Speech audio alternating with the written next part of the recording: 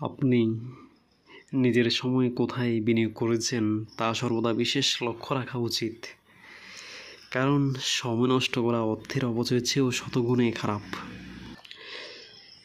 জীবনে সফল হতে নিজের সময় কোনো অলস ব্যক্তির সাথে অযথা ব্যয় করতে নেই, কারণ সফলতা ও অলসতা একে অপরের শত্রু।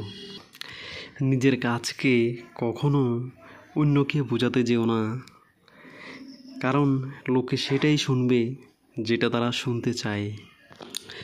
যারা আন্তরিক ও নিঃস্বার্থ অবদানের নিজের প্রাপ্তি মানুষকে বিলিয়ে দিয়েছেন, কেবল তারাই জীবনের গভীর আনন্দ সত্যের পরিপূর্ণতা অর্জন করেছে।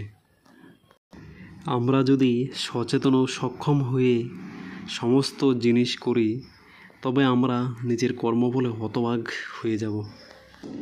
যারা আন্তরিক ও নিঃস্বার্থ অবদানের নিজের প্রাপ্তি মানুষকে বিলিয়ে দিয়েছেন, কেবল তারাই জীবনের গভীর আনন্দ সত্যের পরিপূর্ণতা অর্জন করেছে।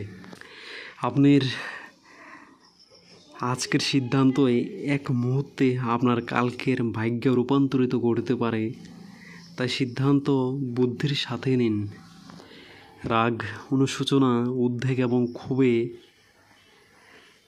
রেখে আপনার সময় নষ্ট করবেন না, কারণ জীবন বৃথা কষ্টের জন্য খুবই ছোট।